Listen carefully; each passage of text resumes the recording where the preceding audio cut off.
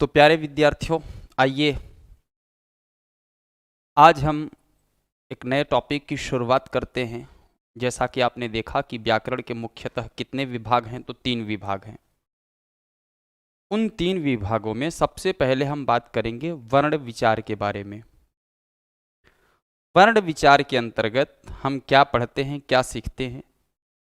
वर्ण विचार के अंतर्गत ही ये वर्णमाला का जो टॉपिक है वो हम पढ़ते हैं। तो आइए हम एक ब्रीफ इंट्रो दें वर्णमाला के विषय में। तो बात आती है वर्णमाला की।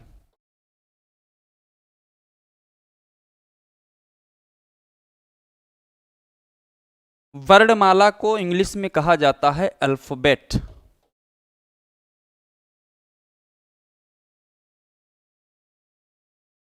वर्णमाला को इंग्लिश में हम क्या बोलते हैं?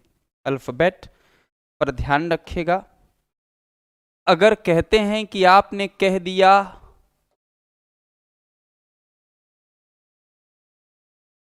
अल्फाबेट्स, इसका मतलब हो जाता है भाषा। तो देखिए कितना माइन्यूट अंतर होता है। अगर आप थोड़ा सा परिवर्तन करते हैं तो बहुत सारे परिवर्तन हो जाते हैं। तो ये बात आप समझ पाए होंगे। वर्णमाला के संदर्भ में सबसे पहले हम बताएंगे कि वर्णमाला के अंतर्गत हमें पढ़ना क्या क्या है। पहला सवाल हमारा यही होगा कि हम क्या पढ़ेंगे इसके अंतर्गत। तो आइए देखते हैं। कुछ सीक्वेंस हम लगा दे रहे हैं जिससे आपको सरलता होगी यह सीखने में। वर्णमाला में सबसे पहले एक इंफॉर्मेशन जानेंगे कि क्या होता है वर्ण विचार।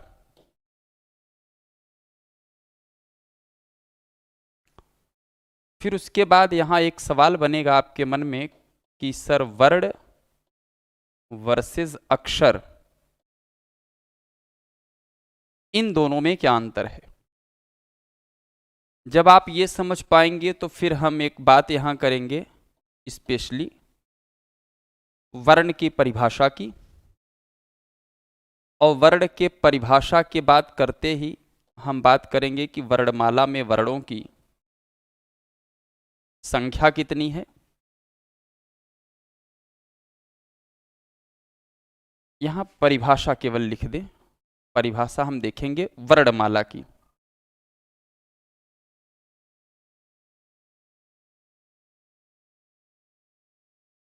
ये वर्णमाला की परिभाषा। फिर वर्णों की संख्या कितनी है, ये संख्या हम किसकी देखेंगे कि वर्णमाला में जो वर्ण हैं उनकी। फिर हम देखेंगे कि ये वर्णमाला में जो वर्ण हैं,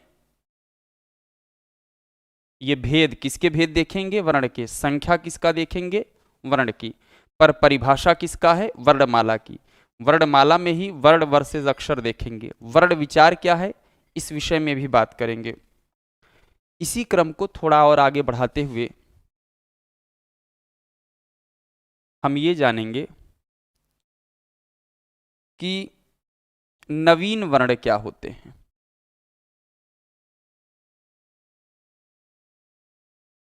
एक तथ्य यह बहुत महत्वपूर्ण है, नवीन वर्ण। नवीन वर्ण के आगे भी कुछ संकल्पनाएं हैं, मैं इसी के साथ उसको जोड़ दे रहा हूं। तो इसको थोड़ा सा मैं इधर स्लाइड कर लिया, बाद में हम उधर करके बता देंगे। पहले हम लोग देख ले कि क्या क्या हेडिंग्स हमको पढ़ने हैं, क्या क्या महत्वपूर्ण है। नवीन वर्ण हो गया। फिर आएगा, हम देखेंगे इसमें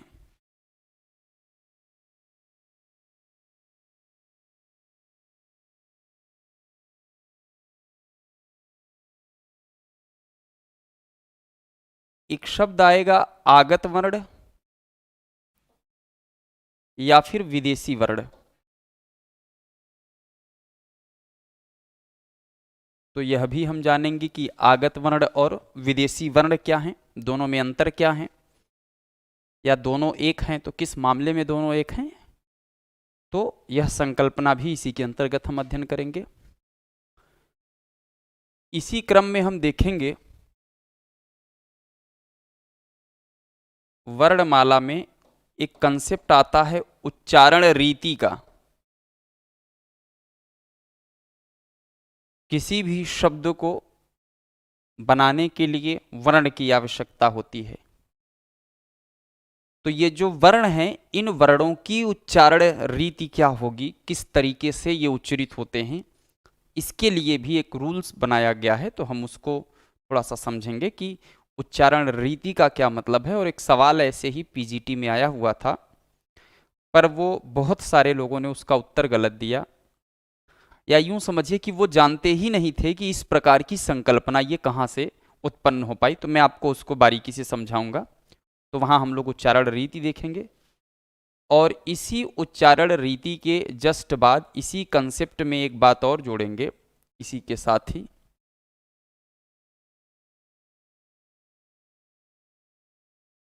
वो होगा विशेष। एक स्लाइड में सब आ नहीं पा रहा है, पर बहुत सारी बातें हैं।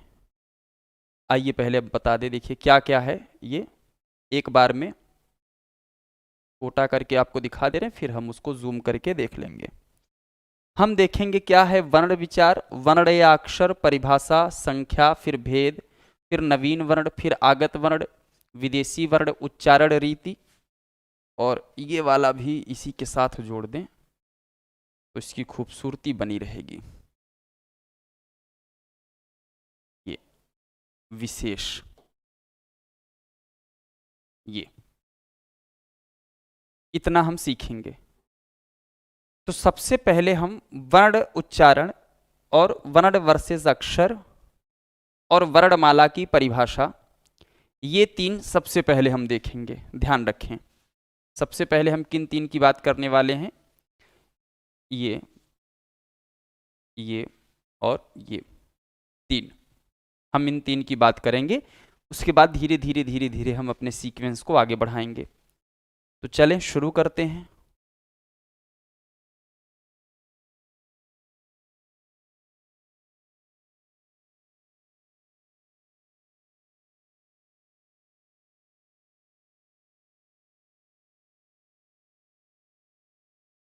ये एक बार में इतना स्क्रीन डिस्प्ले हो रहा है तो इतना हम समझ लेते हैं। प्रिय विद्यार्थियों, आपके मन में होगा और ये जानना भी चाहिए कि आखिर वर्ण विचार क्या है। क्या हम सीखेंगे वर्ण विचार। किस टॉपिक को पढ़ रहे हैं, वर्णमाला। वर्णमाला को इंग्लिश में क्या कहा जाता है, अल्फाबेट कहा जाता है। यदि हम अल्फाबेट को अल्फाबेट्स कह देते हैं, इसका मतलब होता है भाषा। किसी भी भाषा के संदर्भ में ये बात लागू हो जाती है। अब सवाल ये है कि वर्ण विचार, वर्ण विचार मैंने कहा कि व्याकरण के जो तीन विभाग होते हैं उसमें से एक विभाग या एक भाग वर्ण विचार भी है। तो कहते हैं कि वर्ण विचार व्याकरण का वह भाग है, वर्ण विचार व्याकरण का वह भाग है जिसमें हम वर्ण के आकृति, आकार, उच्चारण रीति, उच्चारण स्थान और इससे बनने वाले शब्दों का क्या करते हैं, हम इसका निरूपण करते हैं। इस बात को हम लिख दे रहे हैं। अगर ये परिभाषा कभी आए आपके सामने और आपसे पूछा जाए कि दिया गया परिभाषा है वर्ण विचार का, शब्द साधन का या वाक्य विन्यास का, ये व्याकरण के तीन महत्वपूर्ण अंग हैं जो कि इसके पहले वाले लेक्चर में हमने धूमधाम से ये बात सीख रखा है। तो आइए हम बात करते हैं कि वो क्या है। तो वर्ण विचार के संदर्भ में कहा जाएगा कि यह व्याकरण का वह भाग है,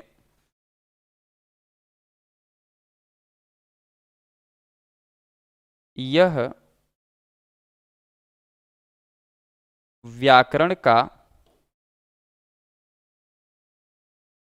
वह भाग है जिसमें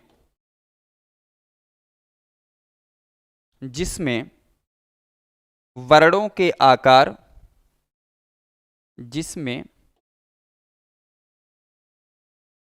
वर्णों के आकार,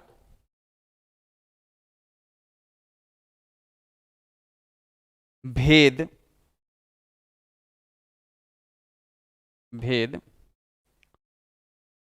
उच्चारण तथा उनके मेल से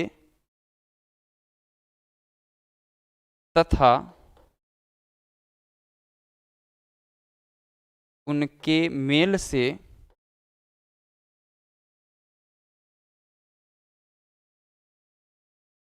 बनने वाले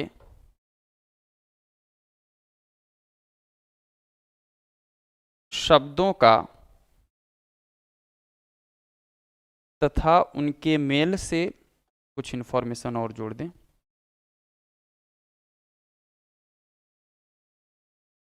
तथा उनके मेल से शब्द बनाने, मेल से शब्द बनाने के नियमों का, इन नियमों का निरूपण करते हैं। ये हम किसके अंतर्गत पढ़ेंगे? तो आपका जवाब होगा कि ये विषय वस्तु हम वर्ण विचार के अंतर्गत पढ़ेंगे। वर्ण विचार क्या है कि ये व्याकरण का एक भाग है। अब इसका सबसे महत्वपूर्ण भाग हम शुरू करने से पहले इस पर वृहद चर्चा करेंगे कि यदि आपसे कोई कहे कि वर्ण और अक्षर में क्या अंतर है, तो आप उसका उत्तर एकदम सरलता से और बड़े प्यार से आप दे सकें। वर्ण और अक्षर एक बहुत अच्छा जो है आप कह सकते हैं कॉन्स्पिरेंसी है, एक डिबेट है इस पर कि आखिर वर्ण और अक्षर में क्या अंतर है। तो हम इसको पूरी बारीकियों के साथ समझेंगे और प्रयास करेंगे कि हम इसका एक सही निचोड़ निकाल सकें, जिससे आप बेहद सरलता से ये बात किसी से बता सकें। अगर कोई कहे कि वर्ण और अक्षर का अंतर बताइए, तो आप उसे मतलब पूर्ण रूप से संतुष्ट कर सकें। ये बहुत महत्वपूर्ण हिस्सा है इसका। तो अब हम बातें हैं वर्ण और अक्षर, और चूंकि ये जो हम चर्चा करेंगे इसके लिए मुझे एक अलग सी स्लाइड लेनी पड़ेगी, तो हम उस पर आ जाते हैं। देखते हैं क्या है। सवाल था वर्ण वर्सेस अक्षर का।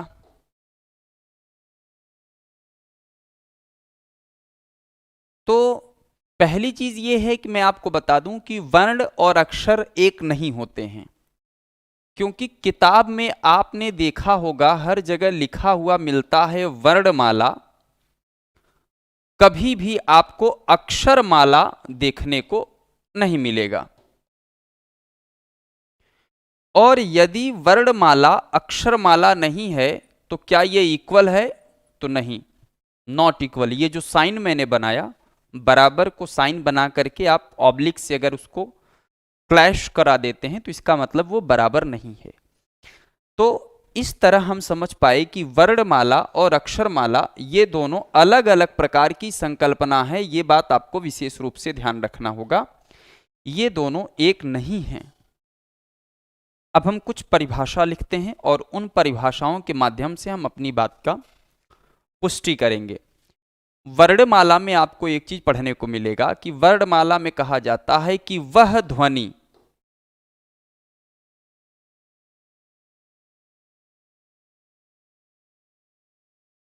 जिसके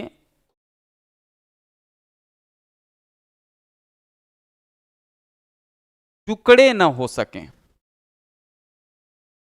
जिसके टुकड़े न हो सके, वो क्या है? वर्णमाला में ये हम किसकी संकल्पना की बात कर रहे हैं? वर्ण की। ध्यान रखिएगा, वर्णमाला और अक्षरमाला एक नहीं है।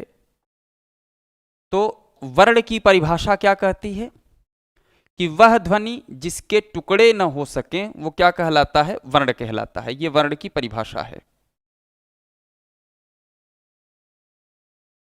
वह ध्वनि जिसके टुकड़े न हो सके वो वर्ण कहलाती है। फिर अगर हम यहीं अक्षर की बात करें, अक्षर के लिए एक पॉपुलर कोट है, सुना होगा आप, न क्षरति इति अक्षरः, माने जिसका क्षरण ना हो वो क्या है? अक्षर है। अगर हम इसका रूपांतर करके बात करें तो रूपांतरित भाषा में आप ये कहेंगे कि जिसका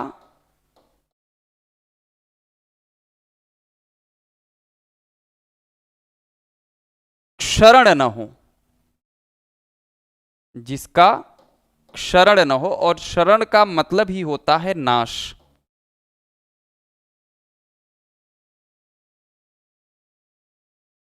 जिसका क्षरण ना हो, न क्षरति इति अक्षरः, ये जो श्लोक है या ये जो लाइन है, इसका हिंदी में मतलब होता है कि जिसका नाश न हो।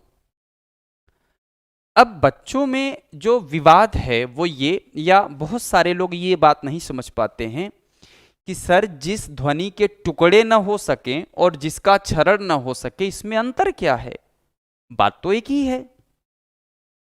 पर यह बात एक नहीं है। कैसे नहीं है, पहले ये जान लेते हैं। सबसे बड़ी बात हम आपको ये समझाना चाहेंगे कि आप ये बहुत बड़ी गलतफहमी अपने मन से निकाल दीजिएगा कि टुकड़ा शब्द का अर्थ कभी नाश नहीं होता। अगर टुकड़ा का अगर हिंदी में मतलब समझा जाए कि नाश होता है, तो ये आप क्या कहेंगे? ना ना, ये गलत है। टुकड़ा का कभी मतलब नाश नहीं होता। अब टुकड़ा और नाश अलग अलग हैं। जो विद्यार्थी यह जानता है या इस बात को समझ पाया, वो बेहद सरलता से बता सकेगा कि हाँ, डेफिनेटली हमने जहां भी वर्ण की परिभाषा पढ़ रखी है वहां ये पढ़ा गया कि वह ध्वनि जिसके टुकड़े नहीं हो सकते। ये वर्ण के लिए पढ़ा। वर्ण के लिए कोई भी विद्यार्थी कभी भी ये नहीं पढ़ा होगा कि जिसका नाश ना हो सके। ये कभी वर्ण के संदर्भ में आपने नहीं पढ़ रखा होगा। इसके बारे में कहा जाता है जिसके टुकड़े ना हो वे वर्ण कहलाएंगे। जबकि अक्षर के संदर्भ में कहा जाएगा न अक्षरति इति अक्षरः, या जिसका नाश न हो सके।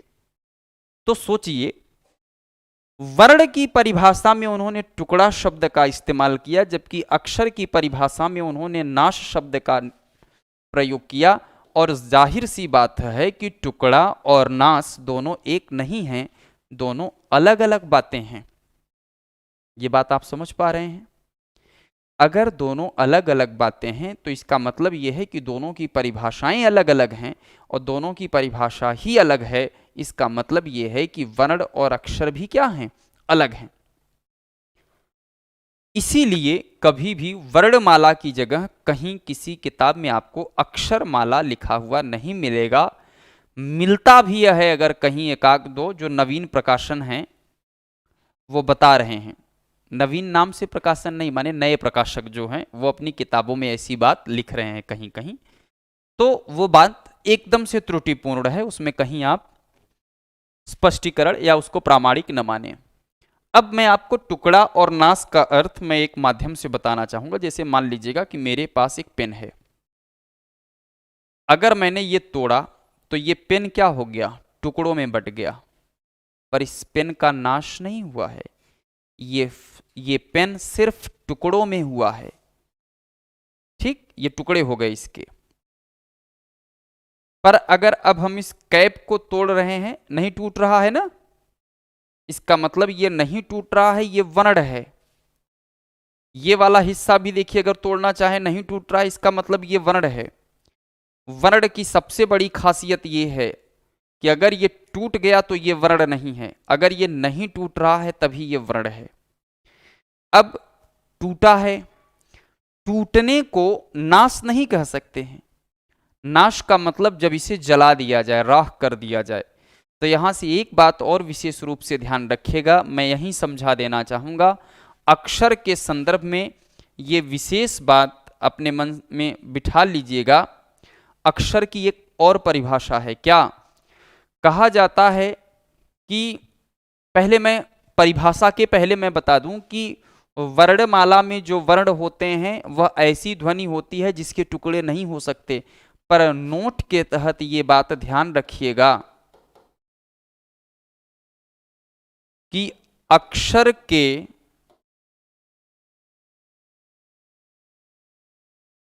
टुकड़े हो सकते हैं।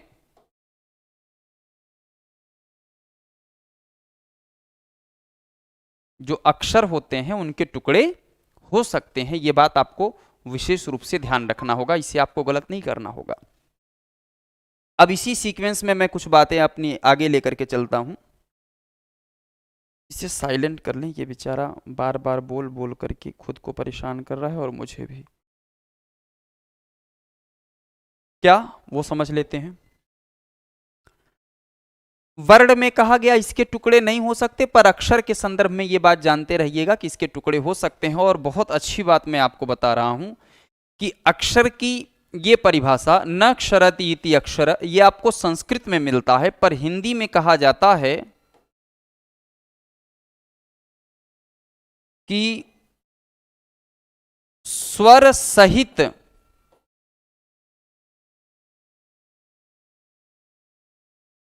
वर्णों को अक्षर कहते हैं। यहां से एक संकल्पना एकदम क्लियर कर लीजिएगा कि वर्ण और अक्षर एक नहीं है। क्यों? क्योंकि अक्षर जो है वो वर्ण से बड़ी इकाई है, क्योंकि अक्षर की परिभाषा बनाने के लिए वर्ण को स्वयं आना होता है। अगर दोनों एक होते, अब ये अगर कोई कहे कि वर्ण से बने जो ध्वनि है वो वर्ण हैं, ये गलत हो जाएगा। अक्षर के संदर्भ में कहा जाता है कि स्वर सहित वर्णों को अक्षर कहते हैं। अब एक और अच्छी बात बता दें, उसको भी आप इसी के साथ नोट कर लीजिएगा, इतनी बात आप समझ पाए होंगे। अब अगला क्रम क्या है, अब इसके कुछ प्रूफ की जरूरत होगी। उस प्रूफ को समझने के लिए मैं एक और संकल्पना यहां प्रस्तुत कर रहा हूं, आप उसे भी पूरे मनोयोग से देखिएगा। वो क्या है, एक सवाल बनता है कि वर्ण भेद कितने हैं या वर्णों के भेद कितने हैं, और इसी के साथ साथ एक सवाल बन जाए अक्षर के भेद कितने हैं। और ये एक कोइंसिडेंट है कि वर्ण के भेद कितने हैं तो 2 हैं, और अक्षर के भेद कितने हैं तो 2 हैं। संयोग से दोनों के भेद कितने हैं, 2 हैं। अब दोनों के भेद 2 हैं, आपके मन में ये प्रश्न उठ रहा होगा कौन कौन सा। तो जो वर्ण के 2 भेद हैं उन्हें हम कहते हैं स्वर और व्यंजन। पर ध्यान रखिएगा, अक्षर के जो 2 भेद हैं वो एक को कहा जाता है बद्धाक्षर और एक को कहा जाता है मुक्ताक्षर। मेरे इस स्टेप के लिखते ही आप ये समस्त विद्वज्जन समझ पा रहे होंगे क्या, कि अगर ये दोनों एक होते तो दोनों का भेद भी क्या होता, एक ही होता। पर एक भेद नहीं है, वर्ण के जो भेद हैं वो अलग हैं और अक्षर के जो 2 भेद हैं वो अलग हैं। मैं उदाहरण के स्वरूप अगर प्रस्तुत करूं, स्वर में जो शामिल होते हैं वो एक तो हो गया अ से लेकर के औ तक, और व्यंजन में आ गया क ख ग इत्यादि। अब अ को अगर आप चाहें कि इस ध्वनि को हम तोड़ लें तो ये टूटेगा नहीं। ऐसे ही इसी क्रम में मैं 1-2 की बात और कर लूं। अभी आपके मन में एक सवाल और प्यारा सा आना चाहिए, अगर नहीं आएगा तो वो सवाल हम खुद ही स्टैंड करेंगे। अ हो गया, छोटी ई हो गया, छोटा ऊ हो गया, जैसे ये हैं। अब अगर कहा जाए कि अ को टुकड़े करिए नहीं कर पाएंगे, इसके टुकड़े करिए नहीं कर पाएंगे, इसके टुकड़े करिए नहीं कर पाएंगे। क के अब ये हलंत लगा हुआ है, ये पहले से ही टुकड़ा है। अब इससे छोटा ये नहीं टूटेगा, इससे छोटा ये नहीं टूटेगा, इससे छोटा ये नहीं टूटेगा। अब अगर इससे ज्यादा ये टूट नहीं रहे हैं, इसका मतलब ये है कि वह ध्वनि जिसके टुकड़े न हो सके वो वर्ण कहलाएंगे। तो ये भी वर्ण है, ये भी वर्ण है, पर स्वर सहित वर्णों को अक्षर कहते हैं। अगर कह दिया जाए कि इसी क के साथ अगर अ हम मिला दें, तो जैसे क के साथ अगर हम अ मिला दें, ये रहा आपका क, ये हो गया और ये हो गया अ। ये वर्ण है, ये वर्ण है, पर इस वर्ण को व्यंजन कहते हैं, इस वर्ण को स्वर कहते हैं। इसको मिला देते हैं तो पूर्ण रूप से आपको प्राप्त होता है क। ये जो है ये क्या कहलाएगा? ये अक्षर कहलाएगा। अक्षर क्यों कहलाएगा? क्योंकि पहली बात तो इसमें स्वर मिला हुआ है। दूसरी बड़ी बात यह है कि अगर आप इसे तोड़ना चाहें तो फिर से पुनः आप इसे क और अ में तोड़ सकेंगे।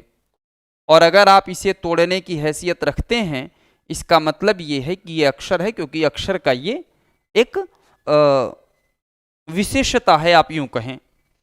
अब बद्धाक्षर और मुक्ताक्षर के एक हम उदाहरण बता दें। जैसे एक शब्द आपने सुना होगा राजन।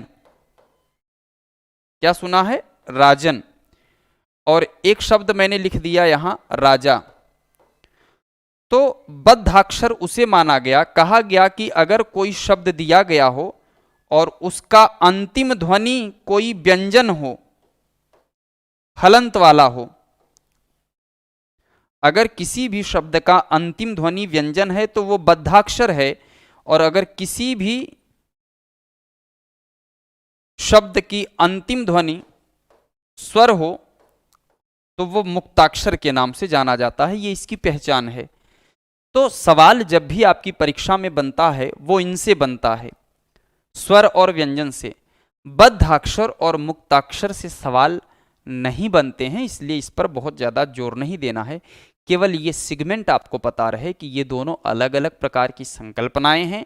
इस पर हमें कोई भी विवाद या कंट्राडिक्शंस नहीं खड़ा करना है। और इसी क्रम में मैं आपको बताऊं कि अगर वर्ण के भेद की बात करेगा तो स्वर और व्यंजन, और अक्षर की भेद की बात करेगा तो आप बताएंगे कि एक बद्धाक्षर होता है, एक मुक्ताक्षर होता है। बद्धाक्षर उसे कहते हैं कि जिसकी अंतिम ध्वनि क्या हो? एक व्यंजन हो। और मुक्ताक्षर उसे कहा जाता है जिसकी अंतिम ध्वनि क्या होगी? स्वर हो। तो मुझे लगता है कि ये जो संकल्पना थोड़ा सा हम लोग जानना चाह रहे थे, इसके विषय में हम लोगों ने अच्छे तरीके से समझ लिया वर्ण वर्सेस अक्षर, कि वर्ण और अक्षर दोनों अलग अलग बातें हैं। दोनों को एक समझने की गलती हमें आपको नहीं करनी है। ये सवाल यहाँ तक क्लियर हो गया होगा। तो अब हम फिर पीछे वाले थीम पर आ जाते हैं।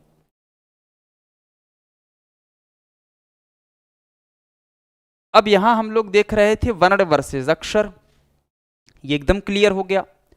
अब बात आती है परिभाषा की। अब इसी परिभाषा में एक अच्छी बात मैं आपको बता दूं। क्या? परिभाषा में कहा जाता है कि वर्णों के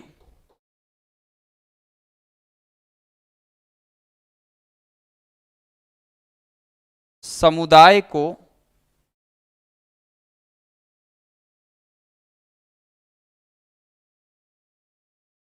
वर्णमाला कहते हैं। ये वर्णमाला की क्या हो गई? परिभाषा हो गई। ध्यान रखिएगा, ये परिभाषा जिन्होंने प्रस्तुत किया है वो हैं KPG। आप अगर चाहें तो इनका पूरा नाम लिख सकेंगे। के का मतलब होता है कामता, पी का मतलब प्रसाद, और जी का मतलब गुरु। एक विद्वान है जिन्होंने एक व्याकरण की पुस्तक लिखी जिसका नाम है हिंदी व्याकरण। अब उनके, और KPG का मतलब क्या है? कामता प्रसाद गुरु। उस व्याकरण पुस्तक के लेखक हैं कामता प्रसाद गुरु। कामता प्रसाद गुरु ने ये बात कही। पर कुछ नवीन लोग आए हैं जो इस परिभाषा को और स्पष्ट करते हैं, जबकि ये बात ये समुदाय में निहित है, जो कि मैं आपको बता दे रहा हूं कि आपके मन में किसी भी प्रकार का संदेह न पैदा हो कि सर हम तो कुछ और ही पढ़े हैं। क्या? कि वर्णों के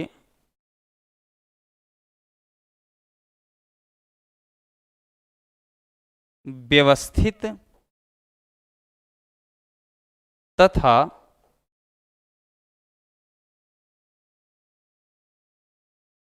क्रमबद्ध समूह को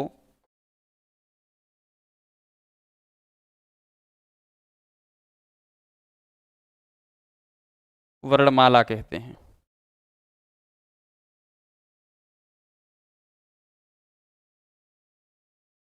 वर्णों के व्यवस्थित तथा क्रमबद्ध समूह को वर्णमाला कहते हैं। तो क्या मैं ये मान लूं कि आप वर्णमाला की परिभाषा कामता प्रसाद गुरु के अकॉर्डिंग और लेटेस्ट परिभाषा आजकल जो प्रचलन में है, ये दोनों बातें बहुत अच्छे से समझ पाए होंगे।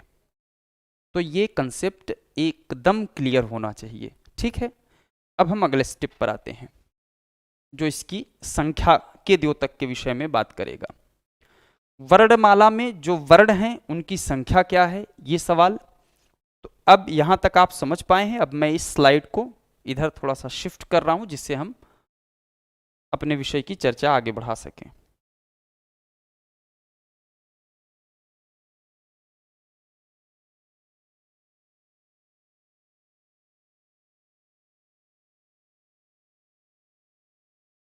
क्या सीखेंगे इसमें देखते हैं। यदि सवाल आपसे किया गया कि वर्णमाला में वर्णों की कुल संख्या कितनी है, तो आपको एकदम सीधा सा उत्तर देना है 52। पर ध्यान रखिएगा, एक संख्या 43 भी बताई जाती है, पर ये 43 संख्या बताने वाले यही महोदय हैं। कौन? कामता प्रसाद गुरु। अगर ये सवाल आपसे कभी पूछा जाए कि कामता प्रसाद गुरु के अनुसार वर्णमाला में वर्णों की संख्या कितनी है, तो आप बताएंगे 43, 43। पर जो मानक है, जो वर्तमान समय में हर जगह सर्वमान्य है कि वर्णमाला में वर्णों की कुल संख्या कितनी है, वो है 52। पर कामता प्रसाद गुरु के अनुसार कितना है? 43। तो दोनों बातें आप ध्यान रखेंगे तो कहीं भी और कंट्राडिक्शंस नहीं आएंगी, ये बात आपको ध्यान रखना होगा। फिर बात आती है वर्णमाला में वर्ण के कितने भेद हैं, तो इसका उत्तर बेशक आपको अभी कुछ देर पहले हम लोगों ने चर्चा किया और पता भी होगा कि वर्णमाला में जो वर्ण हैं उनके मुख्यतः दो भेद हैं। कौन कौन से भेद हैं? तो एक को कहा जाता है स्वर और एक को कहा जाता है व्यंजन। हालांकि इस पर हम लोग विस्तार से बात करेंगे। अभी ये जो संकल्पना हम बना करके रखे हैं, पहले हम इनके बारे में अवगत हो लें। फिर इसी क्रम में अगर आपसे एक सवाल पूछा जाए कि नवीन वर्ण कौन से हैं या नवीन वर्णों की संख्या कितनी है, तो आप ये बता सकेंगे कि नवीन वर्णों की संख्या 5 है। नवीन वर्णों की संख्या 5 है। कौन कौन से हैं अगर ये पूछा जाए, तो एक तो है क्ष, एक है त्र, एक है ज्ञ, एक है अड़ और एक है अढ़। इन्हें नवीन वर्ण कहा गया। जिन बच्चों के मन में श्र कल्पित हो रहा हो, तो मानक किताब में है तो ये भी नवीन वर्ण, पर मानक किताब में इसकी संख्या नहीं दी गई है, इसलिए नवीन वर्ण के नाम पर केवल इन्हीं 5 का जिक्र आएगा। तो ये बात ध्यान रखिएगा। इसी के पैरेलल एक सवाल, आगत वर्ण या विदेशी वर्ण। आगत का मतलब आए हुए। आए हुए का आशय यहां से है कि अगर कोई भी वर्ण अगर दूसरी भाषा से हमारे यहाँ आए हैं तो हम उन्हें क्या मानते हैं? आगत वर्ण मानते हैं। तो मुझे लगता है ये बात आप अच्छे से समझ पा रहे होंगे। अब आगत या विदेशी वर्ण क्या है, संख्या कितनी है? तो संख्या इनकी भी 5 है। इनकी संख्या कितनी है? 5 है। और बहुत ज़्यादा इसमें टेंशन भी नहीं लेना है। मैं आपको बता दूं कि आप कुछ वर्णों से परिचित होंगे। एक तो इनको जान ही रहे होंगे क, एक इनको जान रहे होंगे ख, इनको भी जान रहे होंगे ग, इनको भी जान रहे होंगे घ। तो घ को हटाइए, इनको जानना भी तो नहीं है। एक व्यक्ति है ज और एक है फ। इन सबको आप अच्छी तरीके से जान रहे हैं। अब आपने कहीं देखा होगा किताबों में कि इनके नीचे ऐसे नुक्ता लगा होता है। ये जो पॉइंट बने हैं इसको क्या कहा जाता है? अगर कोई पूछे तो कम से कम धूमधाम से आप बता सकें कि ये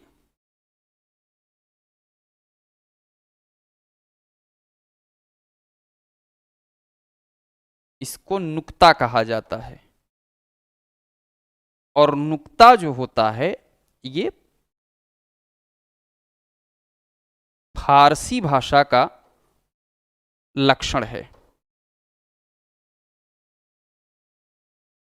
तो इन्हें आगत या विदेशी वर्ण कहा जाता है, क्योंकि जब हमको कागज लिखना होता है तो हम कागज लिख देते हैं, जबकि होना चाहिए कागज।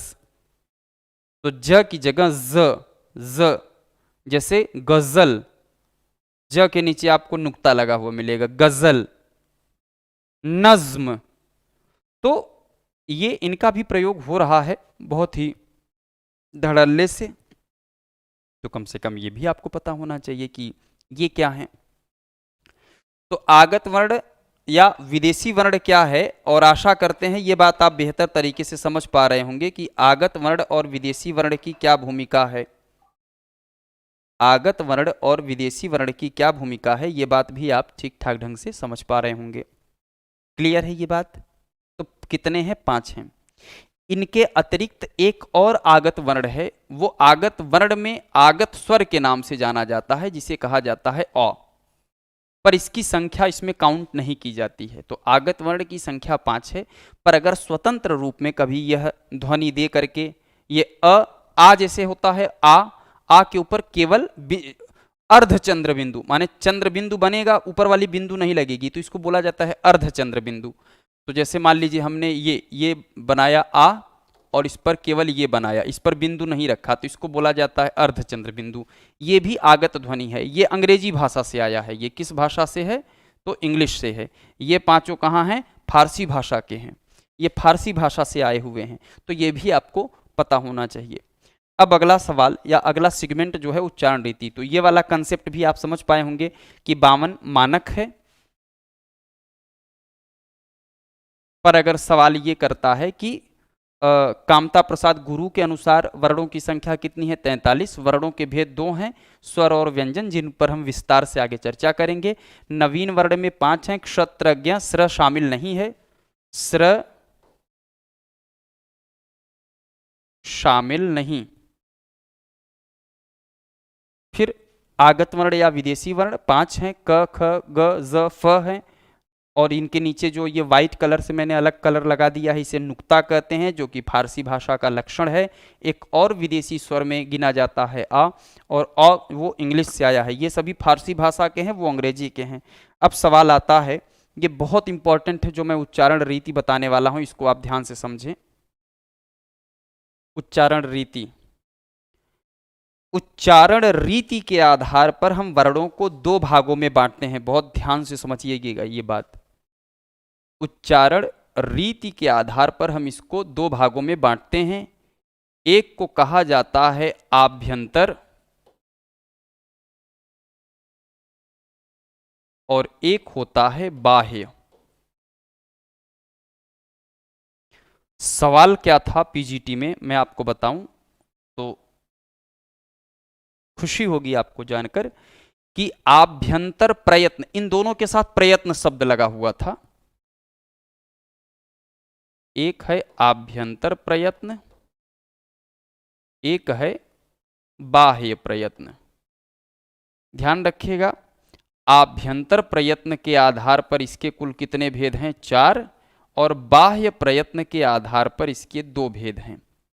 और यही प्रश्न पूछा गया था कि आभ्यंतर प्रयत्न के आधार पर वर्ण कितने प्रकार के होते हैं, तो लोगों ने इसका उत्तर सही नहीं बताया। अब ये कौन कौन से होते हैं मैं आपको ये भी बता दूं। ये संस्कृत की एक संकल्पना है, पर हिंदी में आजकल बड़े प्रचलन में है। आप इसको बहुत अच्छे से समझिएगा, और बहुत सरल सा है, इसमें कोई तनाव वाली बात है नहीं। आभ्यंतर प्रयत्न 4 प्रकार का होता है, जिसमें से पहले को कहा जाता है विवृत, और दूसरे को कहा जाता है स्पृष्ट, तीसरे का नाम है ईशत विवृत, और चौथे का नाम है ईशत स्पृष्ट। और ये हैं क्या? कुछ है नहीं, बहुत सरल सी बात है। विवृत का आशय है स्वर, स्वरों को विवृत कहा जाता है। स्वर आभ्यंतर प्रयत्न के आधार पर क्या है? विवृत हैं, और जो स्पृष्ट है इसको कहा जाता है स्पर्श व्यंजन, जिसकी संख्या 25 है। ईशत विपरीत का मतलब अंतस्थ है। क्या है ये? अंतस्थ, य र ल व। और ईशत स्पृष्ट का मतलब क्या हो जाएगा? ऊष्म। बस शब्दावली का चयन इस तरीके का है कि अक्सर सवाल गलत हो जाते हैं, व्यक्ति नहीं समझ पाता है। तो आभ्यंतर प्रयत्न के आधार पर यदि वर्ण के विभाजन की बात करता है तो आप 4 बताएंगे, जो क्रमशः विवृत, स्पृष्ट, ईशत विवृत और ईशत स्पृष्ट के नाम से जाना जाता है। और इसी क्रम में यदि आपसे पूछा जाए बाह्य प्रयत्न के आधार पर, तो 2 प्रकार का है। एक को कहा जाता है सघोष और एक को कहा जाता है अघोष। और इसको हम विस्तार से पढ़ेंगे, इसलिए हम इसके बारे में बहुत नहीं बता रहे हैं। केवल उच्चारण रीति के आधार पर हमने इसको 2 भागों में बांटा। उच्चारण रीति के आधार पर वर्ण 2 प्रकार के हैं, एक आभ्यंतर प्रयत्न है, एक बाह्य प्रयत्न है। आभ्यंतर प्रयत्न के आधार पर 4 प्रकार का होता है, बाह्य प्रयत्न के आधार पर यह 2 प्रकार का होता है। आभ्यंतर प्रयत्न के आधार पर जो ये 4 प्रकार का होता है उसे विवृत, जिसका मतलब स्वर, स्पृष्ट जिसका मतलब स्पर्श व्यंजन, ईशत विवृत जिसका मतलब अंतस्थ, ईशत स्पृष्ट जिसका मतलब ऊष्म के नाम से जाना जाता है। और जाहिर है कि ये बात भी आप बहुत ही खूबसूरती के साथ समझ पाए होंगे, धूमधाम से। तो ये बात भी आप क्या करें, नोट कर लें, जो कि बेहद महत्वपूर्ण है। अब विशेष में क्या है? विशेष में कुछ विशेष नहीं है, एक सवाल आपसे पूछा जाता है, इस पर हम विशेष चर्चा करेंगे बाद में। जैसे सवाल को ध्यान रखिएगा, अगर विशेष के तहत क्या है, 2 संकल्पना ध्यान रखिएगा। एक तो सवाल बनता है कि भाषा की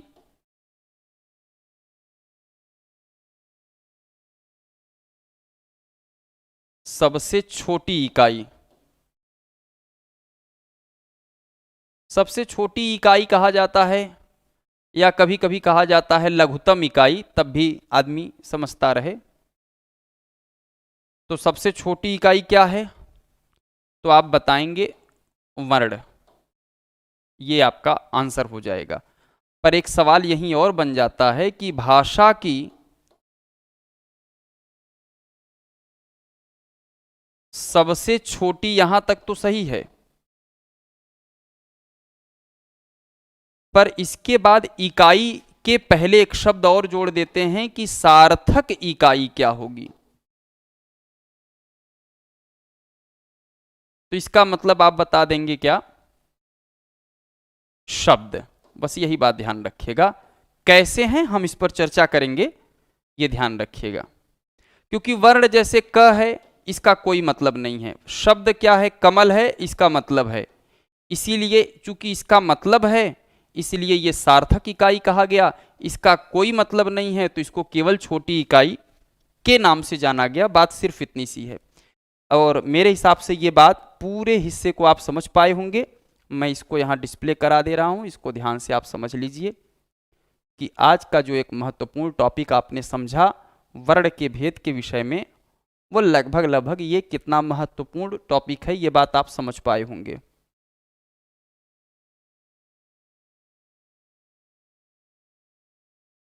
है ना?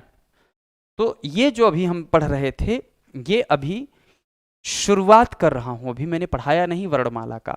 वर्णमाला के कुछ कंसेप्ट हैं जो आपको पहले से पता होने चाहिए।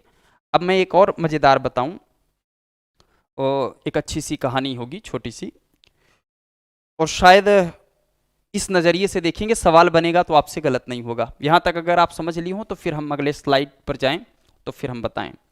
ये जो वर्ण के जो भेद हैं, वर्ण भेद, इसी वर्ण भेद में हम एक बात करेंगे, वर्ण के लेखन की विधि।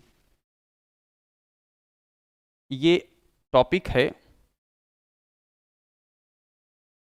वर्ण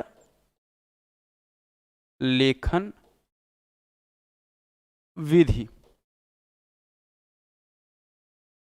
तो वर्ण कौन कौन से हैं पहले ये जान लें।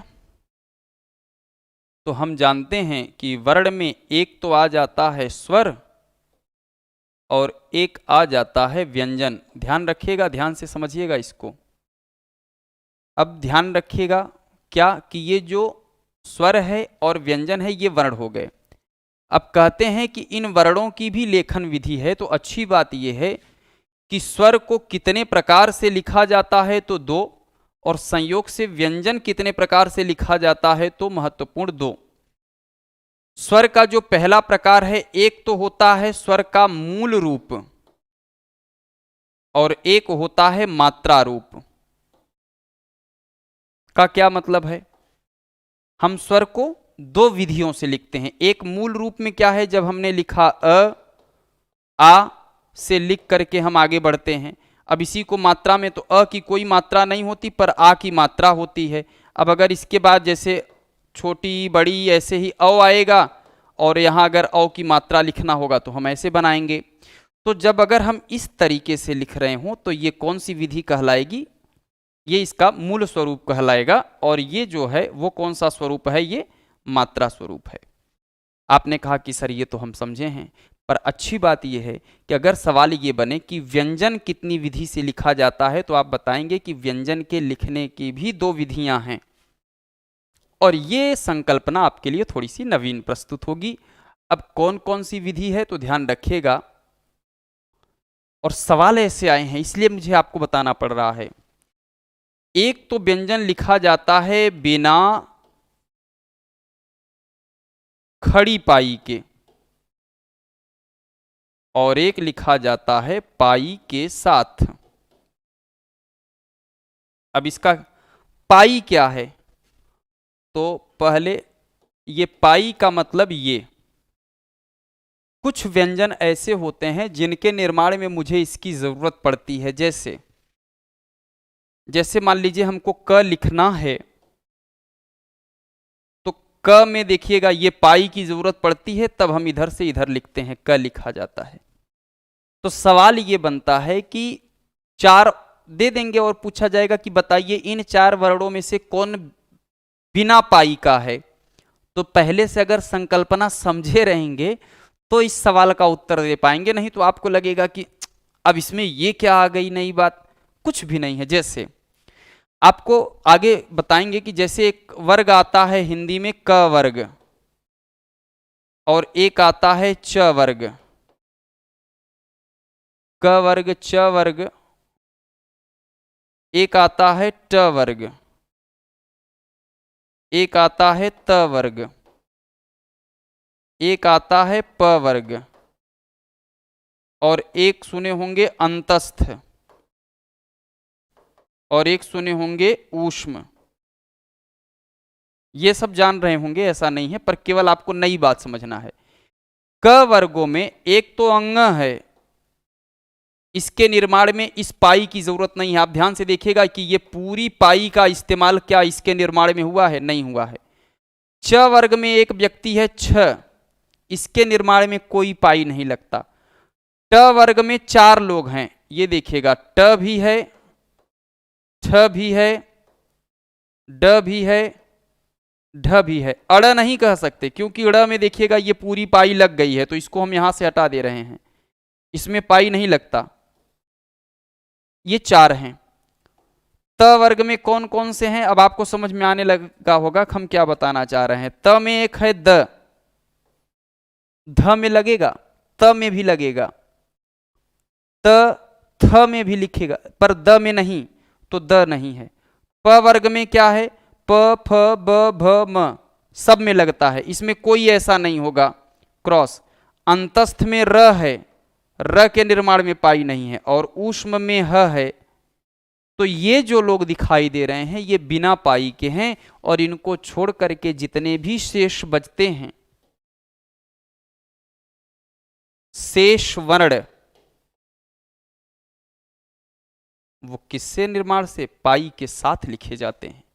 तो मुझे लगता है कि ये संकल्पना भी आपको बेहद पसंद आई होगी कि किस तरीके से हम समझे कि वर्ण के लिखने की विधि भी 2 प्रकार से होती है। वर्ण चूंकि 2 प्रकार के हैं, एक स्वर है एक व्यंजन है, स्वर के लिखने का तरीका 2 है, एक मूल रूप है एक मात्रा रूप है।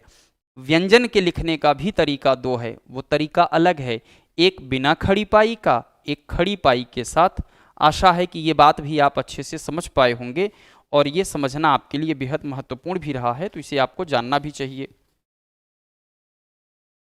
अब इसी क्रम में एक बात हम आपको और समझाना चाह रहे हैं, उसे आप नोट कर लीजिएगा। क्या है वो महत्वपूर्ण तथ्य, वो जान लेते हैं। तो नेक्स्ट स्लाइड पर चलते हैं, ध्यान से समझिएगा। एक संकल्पना आती है, उसमें आपसे पूछा जाता है अनुस्वार क्या है। एक बात आपसे पूछी जाएगी अनुनासिक क्या है।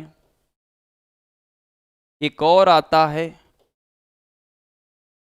निरनुनासिक क्या है।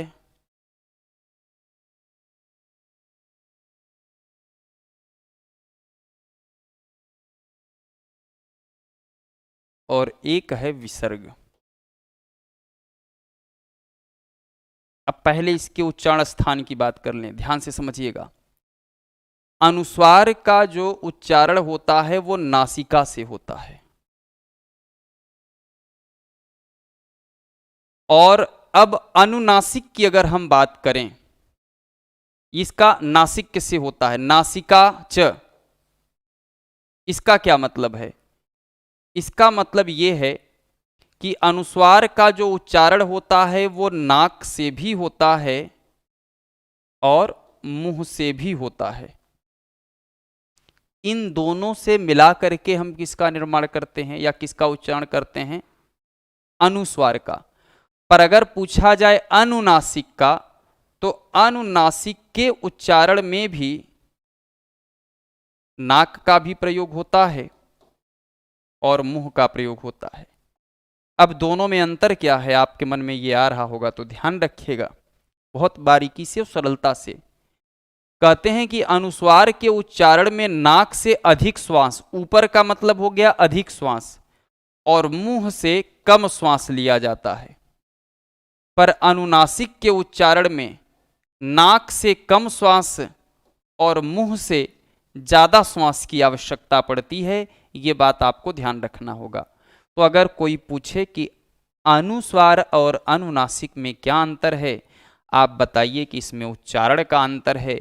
उच्चारण के करते समय अगर आप कहना चाहें तो आप बताइएगा कि जब हम इनका उच्चारण करते हैं तो जब नाक से ज़्यादा और मुंह से कम श्वास लेते हैं तो अनुस्वार बोला जाता है, और इसी का उल्टा यदि नाक से कम और मुंह से ज़्यादा श्वास लेते हैं तो वो अनुनासिक हो जाता है।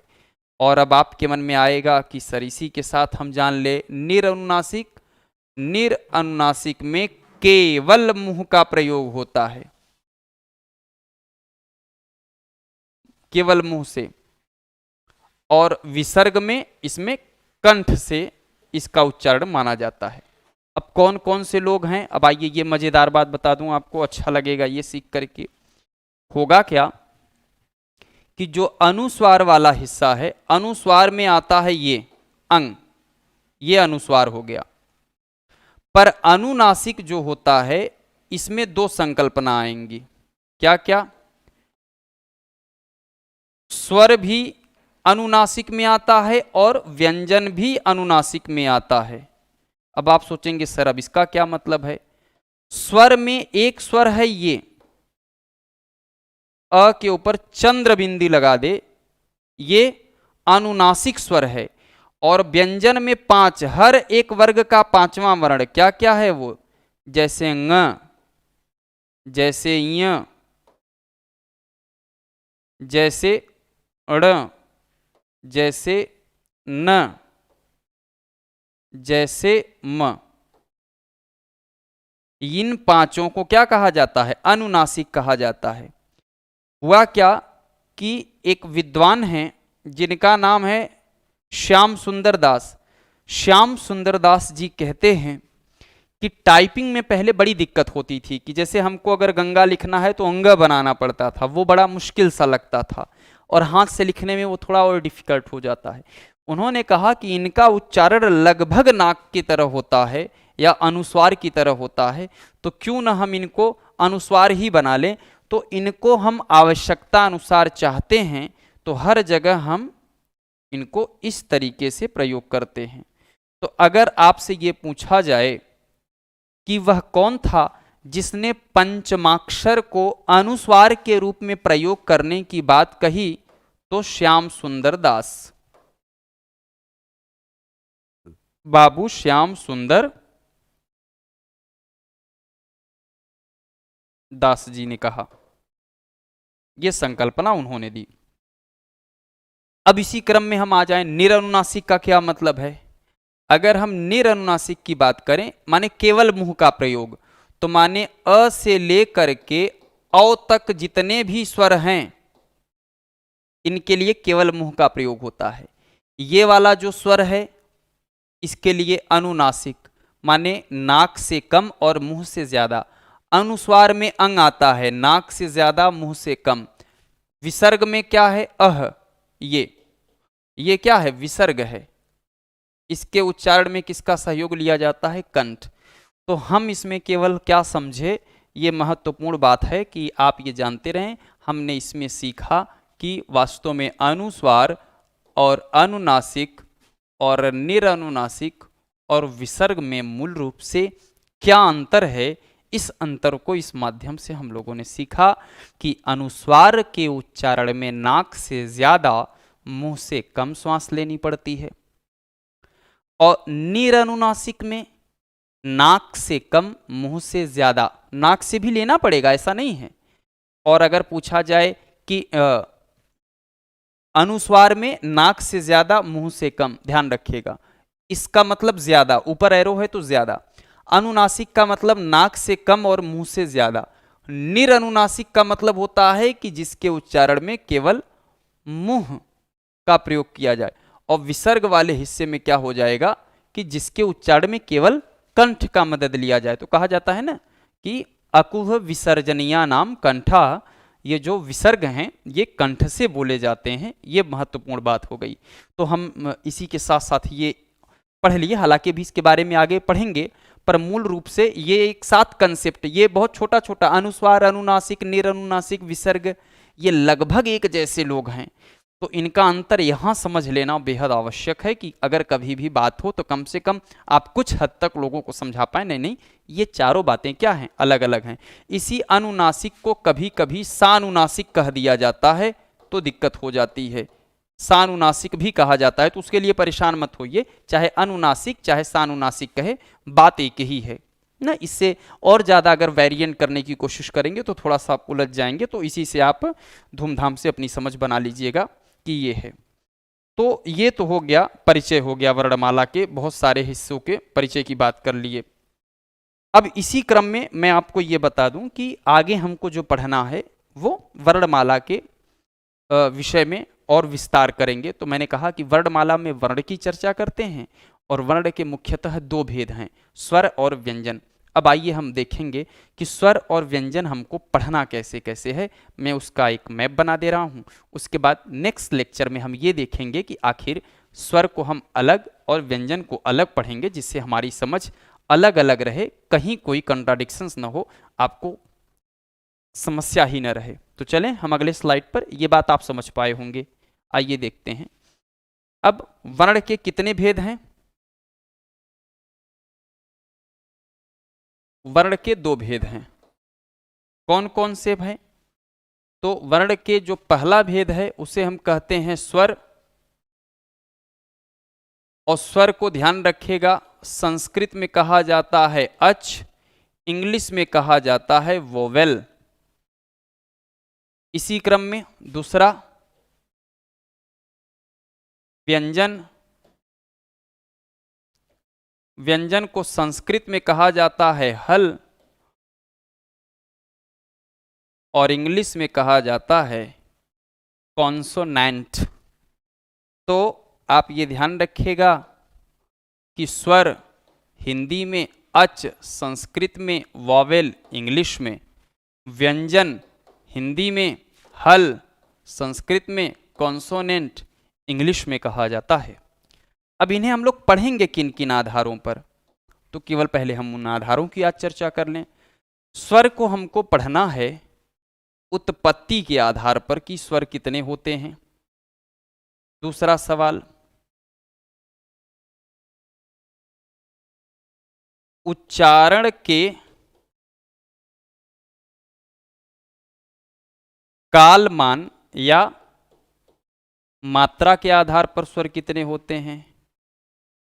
फिर देखेंगे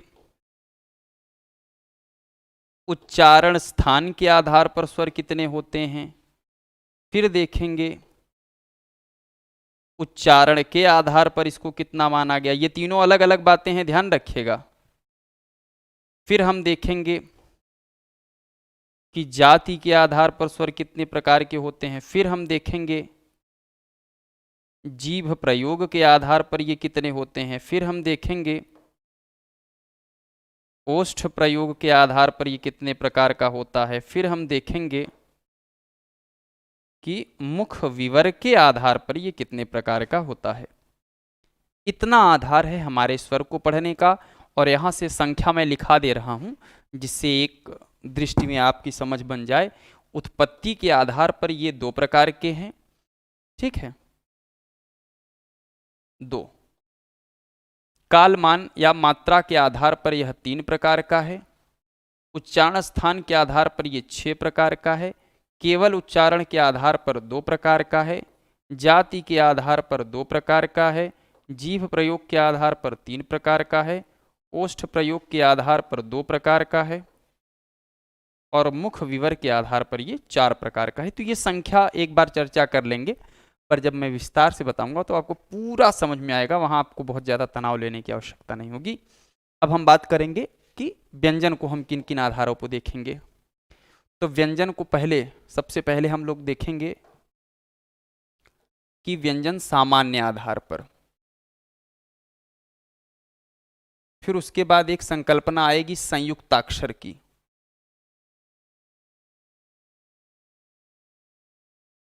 संयुक्ताक्षर क्या होता है। फिर हम लोग देखेंगे ये प्रयत्न के आधार पर। फिर देखेंगे हम लोग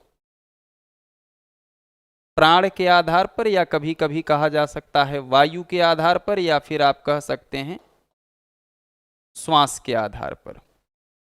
फिर इसको पढ़ना है घोष के आधार पर, या फिर इसको नाद के आधार पर, या फिर इसको गूंज के आधार पर, या फिर इसको स्वर यंत्र में कंपन्नता के आधार पर। बात एक ही है। फिर उसके बाद जो हमको पढ़ना है उच्चारण के आधार पर। फिर हम लोग पढ़ेंगे कि विशिष्ट वर्ण क्या होते हैं, ये बहुत महत्वपूर्ण है। और विशिष्ट वर्ण के साथ साथ एक संकल्पना हमको देखना है, अमानक वर्ण क्या होते हैं।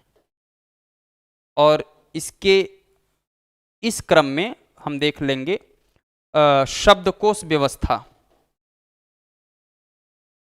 कि शब्दकोश में हम शब्द को कैसे अरेंज करें,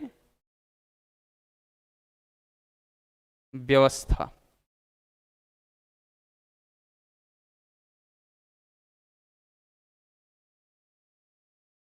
अगर हम इतने स्टाइल से और इतने हिस्से को पढ़ लेंगे तो फिर आपकी समस्या का समाधान हो जाएगा। ये वर्ण के मुख्यतः 2 भेद हैं, और इन दोनों भेदों को हम किन किन आधारों पर पढ़ेंगे, ये आधार भी हमने आपके सामने रख दिया। तो मुझे ये पूर्ण विश्वास है कि अगर आप इस वीडियो को 1 बार 2 बार देखेंगे तो एकदम शार्प अंडरस्टैंडिंग हो जाएगी वर्णमाला को लेकर के, और आप ये खुद ही डिसाइड करके बताइएगा या विचार करिएगा कि क्या मैंने वर्णमाला का जितना हिस्सा पहले लेक्चर में पढ़ा उससे हम संतुष्ट हैं कि नहीं, हमने बेहतर ढंग से अपनी समझ बना लिया है कि नहीं। ये इसकी महत्वपूर्ण बात है, और मुझे खुशी होगी। अब वर्णमाला की शुरुआत एक्चुअल में ये दूसरे वाले लेक्चर से ही इसकी शुरुआत होगी। ये तो सिर्फ भूमिका रही है। हम जब वर्णमाला को पढ़ेंगे तो वर्णमाला को पढ़ने से पहले वर्णमाला के विषय में कुछ जानकारी हासिल करना बेहद आवश्यक था ना। तो इसके पहले वाले स्लाइड में हमने क्या क्या आपको बता दिया, ये सारी बातें। यहाँ पर एक इन्फॉर्मेशन और भी है, अगर आप चाहें तो यहीं जोड़ देते हैं कि ये जो स्वर और व्यंजन हैं, ये जो ये 52 वर्ण हैं, इसी में आप समझ लीजिएगा 52 वर्ण हैं। तो वर्णमाला के लिंग की निर्धारण की बात करते हैं तो देखिए, जैसे शब्द दो प्रकार के होते हैं, स्त्रीलिंग या पुल्लिंग, आपने कहा हाँ, वैसे ही वर्णमाला में जो वर्ण है इनका भी स्त्रीलिंग और पुल्लिंग का कंसेप्ट आता है। तो ये ध्यान रखिएगा कि वर्णमाला में केवल 3 वर्ण ऐसे हैं जो स्त्रीलिंग हैं, बाकी 49 वर्ण ऐसे हैं जो पुल्लिंग हैं। अब इसकी एक मजेदार बात बता दूं कि मैं केवल स्त्रीलिंग वालों का नाम लिख दे रहा हूं और आप आगे याद कर लेंगे। एक तो छोटी ई, एक तो बड़ी ई और एक तो री, ये 3 ऐसे हैं जो स्त्रीलिंग हैं, और इनको छोड़ करके जितने भी शेष बचते हैं, माने ये 49, ये सभी क्या हैं, पुल्लिंग हैं। और इनके बारे में हम आगे जब पढ़ेंगे वर्णमाला में तो विस्तार से चर्चा कर लेंगे।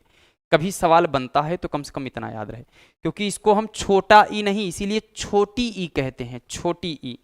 और छोटी शब्द का इस्तेमाल हमेशा लड़कियों के लिए होता है, छोटा शब्द का इस्तेमाल हमेशा बालकों के लिए होता है। तो जाहिर है, अब मुझे लगता है कि वो सारी बातें हम यहाँ जोड़ सके हैं, तो खूब अच्छे से समझिए इसको।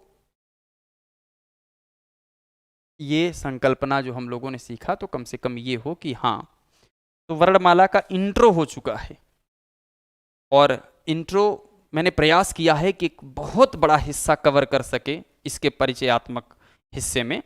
अब जब हम इसके अन्य हिस्से पर चर्चा करेंगे, बात करेंगे, तो आपको धूमधाम से बहुत आनंद आएगा, कहीं कोई दिक्कत नहीं है।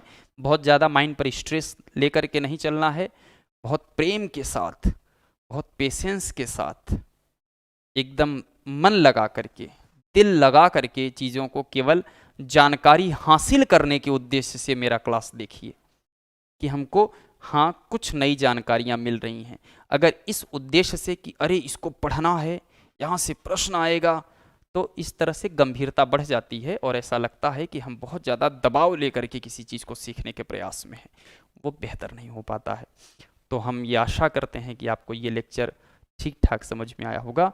हम शीघ्र ही मिलते हैं अपने अगले एपिसोड में। धन्यवाद।